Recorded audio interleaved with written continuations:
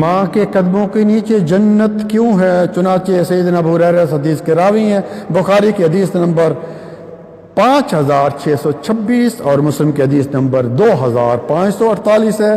ایک آدمی نے رسول اللہ صلی اللہ علیہ وسلم سے پوچھا، من حق الناس بحسن صحابتی، میرے حسن سلوک کا سب سے زیادہ مستحق کون ہے؟